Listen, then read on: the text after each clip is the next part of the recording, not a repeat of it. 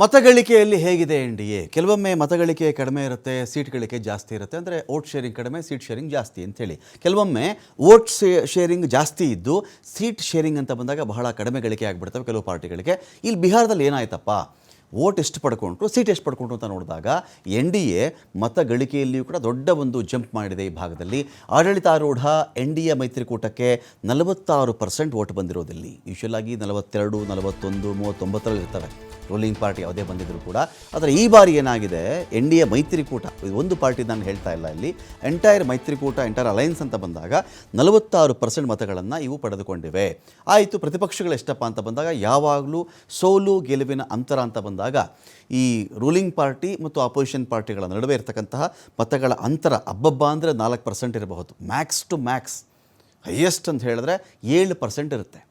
ಇನ್ನೂ ಜಾಸ್ತಿ ಅಂದರೆ 9% ಇರಬಹುದು. ಆದರೆ ಈ ಮಹಾಗಠಬಂಧನ್ ಎಷ್ಟು ಪರ್ಸೆಂಟ್ಗೆ ಕುಸಿದಿದ್ದಾರೆ ಇಲ್ಲಿ ಅಂತ ಹೇಳಿದ್ರೆ 27%ಗೆ ಕುಸಿದು ಬಿಟ್ಟಿದ್ದಾರೆ ಇಲ್ಲಿ. ಬರೀ 27%. ರೂಲಿಂಗ್ ಪಾರ್ಟಿ ಎನ್‌ಡಿಎ 46% ಮತಗಳನ್ನು ಪಡೆದುಕೊಂಡಿದ್ದಾರೆ. ಚಲಾವಣೆಯಾಗಿರುವ ಮತಗಳಲ್ಲಿ ಇದು ಪಕ್ಷವಾರು ಪರಿಗಣನೆ ತೆಗೆದುಕೊಂಡ್ರೆ RJD ಜಾಸ್ತಿ ಮತ ಬಂದಿದೆ. ಬಹಳ ಇಂಟ್ರೆಸ್ಟಿಂಗ್ ಪಾಯಿಂಟ್ ಇದು. ನೀವು ಪಾರ್ಟಿ ವೈಸ್ ಇವರು ಎಷ್ಟೆಷ್ಟು ಗಳಿಸಿದ್ರಪ್ಪ ಅಂತ ಬಂದಾಗ ತೇಜಸ್ವಿ ಯಾದವ್ ಅವರ ಪಾರ್ಟಿ ಇದೆಯಲ್ಲ, ತೇಜಸ್ವಿ ಯಾದವ್ ಪಾರ್ಟಿ ಗಳಿಸಿರುವ ಶೇಕಡಾವಾರು ಮತಗಳು ಇವರೆಲ್ಲರಿಗಿಂತ ಜಾಸ್ತಿ, ಹೈಯೆಸ್ಟ್ RJDಯದ್ದು. ಸೀಟ್ ಪಡ್ಕೊಂಡ್ರಾದು ಅಂತ ಹೇಳಿದ್ರೆ ಪಕ್ಷವಾರು ಮತಗಳು ಜಾಸ್ತಿ ಬಂತು, ಆದರೆ ಸೀಟ್ ಅಂತ ಬಂದಾಗ ಸೀಟ್ ಅಷ್ಟು ಬರಲಿಲ್ಲ. ಸೋತರು ಅತ್ಯಧಿಕ ಮತಗಳಿಕೆ ಪಡೆದುಕೊಂಡಿರೋದು ಅಲ್ಲಿ RJD, ತೇಜಸ್ವಿ ಯಾದವ್ ಅವರ ಪಾರ್ಟಿ. ಉಳಿದೆಲ್ಲ ಪಕ್ಷಗಳಿಗಿಂತ ಹೆಚ್ಚು ಅಂತ ಹೇಳಿದ್ರೆ 22.99% ಮತಗಳಿಕೆ ಪ್ರಮಾಣವನ್ನು ಪಡ್ಕೊಂಡಿರೋದು RJD. ಅಂದರೆ ಕೂಟವಾಗಿ 46 ಚಿಲ್ಲರೆ % ಮತಗಳು ಪಡ್ಕೊಂಡಿರೋದು ಎನ್‌ಡಿಎ. ಒಂದು ಕೂಟ, ಅನೇಕ ಪಕ್ಷಗಳದೆಲ್ಲ ಸೇರಿ ಒಂದು ಕಡೆ ಮತಗಳು ಸೇರಿ ಅದನ್ನು ಪ್ಲಸ್ ಅಂತ ಕೌಂಟ್ ಮಾಡ್ಕೊಂಡು ಹೋದಾಗ ಅಷ್ಟು ಬರುತ್ತೆ. ಆದರೆ RJD ಅಂತ ಒಂದೇ ಒಂದು ಪಕ್ಷಗಳ ಲೆಕ್ಕದಲ್ಲಿ RJD ಎಷ್ಟು, BJP ಎಷ್ಟು, JDU ಎಷ್ಟು ಅಂತ ಬಂದಾಗ RJDನೇ ಹೈಯೆಸ್ಟ್ ಇದೆ ಇಲ್ಲಿ. ನೋಡಿ, RJD 22.99% ಹೈಯೆಸ್ಟ್ ಮತ ಪ್ರಮಾಣವನ್ನು ಪಡ್ಕೊಂಡಿರೋದು RJD, ರಾಷ್ಟ್ರೀಯ ಜನತಾ ದಳ. ಇನ್ನು BJP ಎಷ್ಟಪ್ಪ ಪಡ್ಕೊಂಡ್ರು ಅಂದರೆ 20.07% ಅಷ್ಟೇ BJP ಮತಗಳು ಪಡ್ಕೊಂಡಿರೋದು. ಸೀಟ್ ವೈಸ್ ಚೆಕ್ ಮಾಡ್ಕೊಂಬಿಟ್ರೆ RJDಗಿಂತ 3-4 ಪಟ್ಟು ಸೀಟ್ಗಳನ್ನು ಜಾಸ್ತಿ ಪಡ್ಕೊಂಡಿರೋದು ಯಾರು? BJP. ಸೀಟ್ ವಿಚಾರಕ್ಕೆ ಬಂದರೆ BJPಗೆ ಸೀಟ್ಗಳು ಜಾಸ್ತಿ ಬಂದಿದೆ.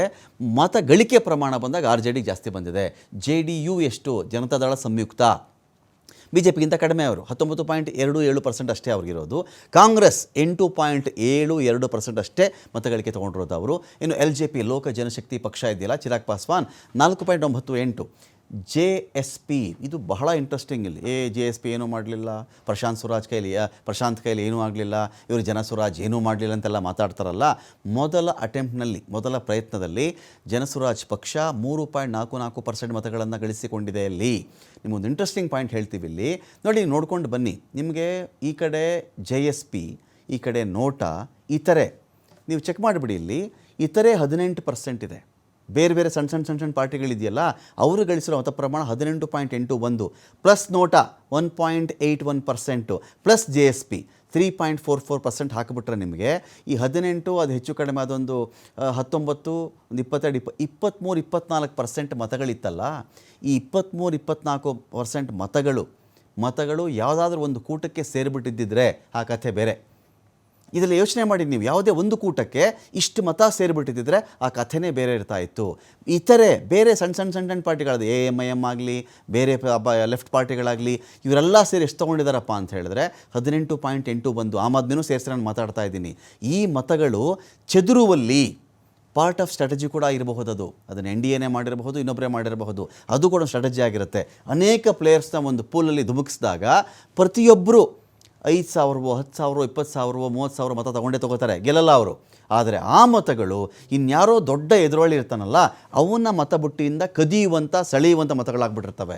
ಅಂಥ ಟೈಮಲ್ಲಿ ಏನಾಗುತ್ತೆ, ನಿಮಗೆ ರಿಸಲ್ಟ್ ಪೂರ್ತಿ ಅವರ ವಿರುದ್ಧವಾಗಿಬಿಡುತ್ತೆ. ಪಾರ್ಟ್ ಆಫ್ ಸ್ಟ್ರಾಟಜಿ ಇದು. ಅನೇಕ ಪಕ್ಷಗಳು ಕಣಕ್ಕಿಳಿದಾಗ ಏನಾಗುತ್ತೆ ಅಂದರೆ, ಪ್ರಶಾಂತ್ ಕಿಶೋರ್ ನೋಡಿ, ಅವ್ರು ಹೆಚ್ಚು ಕಡಿಮೆ 3.4% ಮತಗಳು ಅಂತ ಅಂದ್ಕೊಳ್ಳಿ. ಕಡಿಮೆ ಅಲ್ಲ ಅಷ್ಟು, ಬರೀ ಏನು 3.5% ಅಂತ ಹೇಳ್ಬಿಡ್ಬಹುದು. ಸಾವಿರಾರು ಮತಗಳಿರ್ತಾವೆ ಅದರಲ್ಲಿ. ಒಂದು ಪಾರ್ಟಿ ಇನ್ನೊಂದು ಪಾರ್ಟಿಯನ್ನು ಗೆಲ್ಲಿಸ್ಬೇಕಾ ಸೋಲಿಸ್ಬೇಕಾ ಎನ್ನುವ ಹಂತದಲ್ಲಿ ಆ ಮಧ್ಯದಲ್ಲಿರ್ತಕ್ಕಂಥ ಮತಗಳಿರ್ತಾವಲ್ಲ, 5,000 ಓಟ್ ಆಗಲಿ, 10,000 ಆಗಲಿ, 20,000 ಆಗಲಿ, ಆ ಮತಗಳು ನಿರ್ಣಾಯಕವಾಗಿರುತ್ತಲ್ಲ. ಆ ನಿರ್ಣಾಯಕ ಮತಗಳನ್ನು ಇವ್ರು ಕಸ್ಕೊಂಡು ಹೋಗ್ಬಿಟ್ಟಿರ್ತಾರೆ. ಆಗ ಒಬ್ಬನಿಗೆ ಸೋಲು, ಒಬ್ಬನಿಗೆ ಗೆಲುವಾಗುತ್ತಲ್ಲಿ. ಮಿತ್ರ ಪಕ್ಷಗಳಾದ ಕಾಂಗ್ರೆಸ್ ಸೇರಿ ಉಳಿದ ಪಕ್ಷಗಳಿಂದ ಕಳಪೆ ಪ್ರದರ್ಶನ ಬಂದಿದೆ ಇಲ್ಲಿ. ಹೀಗಾಗಿ ಹೆಚ್ಚಿನ ಸ್ಥಾನ ಪಡೆಯುವಲ್ಲಿ ಮಹಾಗಠಬಂಧನ ಫೇಲ್ಯೂರ್ ಆಯಿತು.